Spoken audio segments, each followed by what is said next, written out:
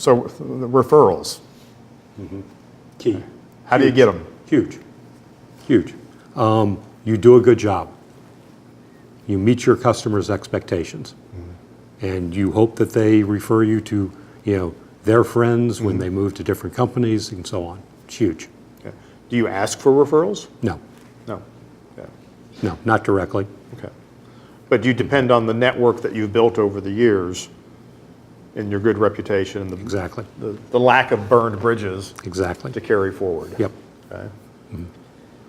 We do ask for testimonials, which in essence is I hear that's a good idea.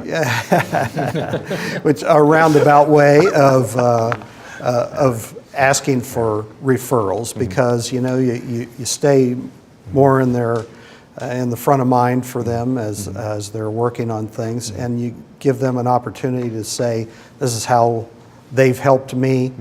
Somebody asks a question later on, and that's what's in their mind, is that testimonial they gave for you. Right. And it becomes an easy place for them to go to refer to their friends. I mean, you ultimately trust a plumber that your friend sent you, as opposed to one out of the, to date myself, Yellow Pages, Right. or now the internet listings, although that's a little easier with reviews that can tag along nowadays. But still, that's the easiest way to get work out of someone, is have someone like what you've done. So would an Angie's List for our industry be a good idea? No. Yeah, It would just create more commoditization. Would it? Yeah. yeah. Yeah, there's no need for it. I mean, there's an informal Angie's List. I think it would be, I think there's people trying to start things like this, and I think, Angie's List, you can go and you can hire your, finish, the person that puts the moldings in this restaurant. Right. You can hire any kind of level of expertise. I actually think, if you look at it, I'm just think of Angie's List because I actually go to it. And I use it, yeah. People that are highest rated are actually, they get a premium. I think they get a premium for the relative to other people. I think it's, this industry could probably use something like this, and it'd be a good thing, I think. What Angie's List does, and Yelp does, is it makes companies be honest. You can't be a bad player. You can't be a bad auto repair shop anymore. You're going to be outed, and and all of the business is going to go to the good one instead of the company who just advertised the most. So you're saying it's transparency, but it's for the good. I think transparency broadly is for the good. I think things like Yelp and Angie's List are absolutely for the good. It keeps people honest. It keeps people making sure they're responsive to their customers, delivering on what they're supposed to be delivering on. Absolutely. So will that transparency ultimately help us in securing better pricing because it makes it less about price? I would think it'd have the opposite effect. I think it would, if I wanted the best attorney to handle some small niche service, I would go to and find out who the best one is according to a bunch of peers who are on some review site, and I would actually pay a premium for that, or a doctor, or an audiovisual or production company. I think. I think it would. I'm starting to think right now. Maybe I should just start this business because I think it's a great idea, actually. And actually, I think it would be a great counter pressure to the price pressures that people are feeling. The cream will rise to the top, I think. Well, and I think as we deal with the pricing pressures and the commoditization and the transparency and everything, we've got to figure out what the solution is. And if the solution is actually this transparency of your overall service and product with the qualified people who are qualified to make that assessment, maybe the grapevine's not helping us. Well, right, that's the way I feel about it. I think the informal grapevine, which is vetted, as opposed to, oh, well, this plumber got a great review. Gee, I wonder if his wife wrote it. It's totally unvetted. It's the Wild West. I prefer that vetted, known recommendation. It has to have some controls. I mean, Angie's List does have those controls. You have to be a member. You have to actually contract. They can do that. Whereas, you as know. we know, Yelp doesn't. Well, Yelp doesn't. Yeah. And you can usually spot the restaurant Right, reviews on Yelp right. that were written by the restaurant manager. Right. Yeah, I prefer to have a little more control and have our people telling the story of, Interesting of what idea. we do Okay. than what someone else can put on the web, good or bad. Right, but Tom, also, you're approaching this in the sense of this is something we can change. And I don't think it is. I think this is the new normal. The issue that we need to address is how do we deal with it? Exactly. If this is the new normal. This is the new normal. What are we going to This do is the new differently? normal, right. So what are we going to do Right. differently? Right, right. And basically, we're going to up our game to build those relationships. I mean, number one, we've always prided ourselves in quality work. I think everybody does. You know, so that's not going to change. We're going to up our game in terms of building the relationships with the client. And, you know, there's not a perfect, you know, not every client is a perfect match for our company. You know, there's no question about that. Who are the clients out there that are the perfect match? Build those relationships and keep those relationships strong across the whole gamut of the company. Good. It's That's- interesting, though. I think it goes back to just your whole question about social media. I mean, this is a force that's happening. People are engaging, doing recommendations on an online world that we used to do offline. We can't stop this, right? And so we have to engage it. If people are going to be looking on Google, on Yelp, or some related service for our services. And those conversations start migrating to Facebook and all these other channels. We have to be there and make sure that our story is told in the way that we want it to be, and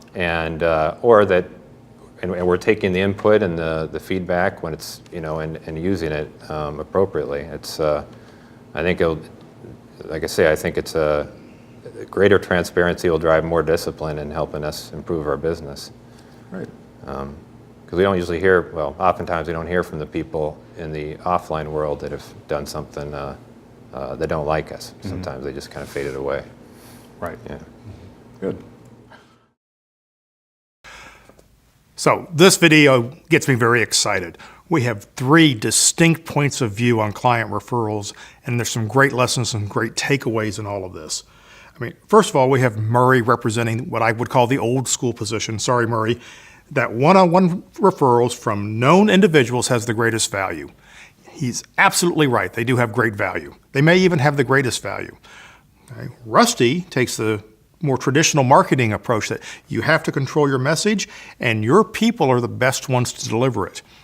Lots of people would agree with that in the marketing world. It's also a very valid point of view. And Mark, our Gen Y entrepreneur, unsurprisingly advocates the transparency of the internet as your best tool. And he notes that users of things like Yelp and Angie's List are increasingly sophisticated. They know how to use it. They know how to interpret the comments there. So let's take all 3 of those together and let's see what we can learn from all of this. Because I think you need all 3 approaches, and I'll prove it. This is exactly what I do. Now, for instance, I've got a client reference referral list that I send out to prospective clients. There's lots and lots of companies on there. They can call anyone, and they're going to get an open, unbiased, and frank referral, because that's exactly how I deal with my clients, open, unbiased, and frank. And when somebody calls them and asks about me, they're going to share in the same way. So my referral list, which is basically anybody that I do business with, because I'm comfortable with anyone calling any client, and you probably are too if you're frank, unbiased, and open with them. Anybody can call that and fulfill that need for that one-on-one referral that I'm looking for. So that meets Murray's needs for leveraging the human network. All the people I know are my references. I also subscribe to Rusty's approach, which calls for managing the message. Okay? You need a marketing plan. You need to think about what the message that you're putting out there really is, and there's a number of different places to put it. Clients are looking for information about you on your website. They're looking for it in social media. They're looking for it on YouTube. Okay? How are you helping them see that? Okay? And I also have to, the client testimonials and video case studies that I do are a huge part of this. How do we control the message? So I think those two approaches right there do a lot of the work. But Mark brings in that third element, and that third element is the unsolicited referral, the unsolicited critique or accolade. And our best tool for this right now is social media, until Mark gets his Angie's List for AV companies up and running, and I mean to talk to him about that. So we have to create opportunities in our marketing plan to let people like and share what we do. We need that feedback that we can push out to more people so they can see what's going on and who it affects and why it affects them. So social media right now is the best way. So I strongly recommend watching the companion video in the Roundtable series on social media, because there's a lot of discussion about how to do that, what works and what doesn't. So, as Murray says, it all starts with meeting expectations. But you have to ask for referrals and testimonials. You can't rely on people to volunteer them for you. Okay? You have to proactively say, can you do this for me? Would you talk to this customer? Would you write this piece? Would you make this endorsement for me? Second thing, you have to control the message, but you also need to expand who delivers it. So it's not enough just to have your employees or your marketing team or your sales team delivering the message. If your customers can speak about you, or your suppliers or independent third-party people in the industry talk about your work, okay, that's going to make a huge difference. Okay, customers trust referrals more than they trust direct marketing and sales. They trust what other people say more than they trust what you say. So it's very necessary to get you in front of the prospect, but it's even more necessary to get someone else in front of them who can validate what you're saying. So validate what you're doing using social media. Social media is the best tool we have so that we can get those viral likes and those viral shares that tell people that we're busy, we're active, we're doing something that's interesting.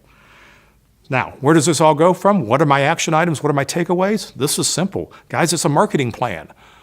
We need marketing plans. You need business plans, you need budgets, but you really do need a marketing plan. And in that marketing plan, take a good look at your website. Put your employees on your website. Rusty's right. We need to humanize our companies. We need to understand that there are real people behind all of this, because I can endorse real people. I can make a testimonial for real people. Okay? And then ask for these referrals and these endorsements. And if you don't know how, ask somebody how to ask for one, because you'll be surprised what kind of a response you get. If you're a good company and you treat people well and you deliver a good product, there are lots of folks who would like to tell other people your story. Give them the opportunity to do that. Find a professional way to present that message. So, great material from these guys. I hope you enjoy it, and I hope you share this with your team. Thanks for watching.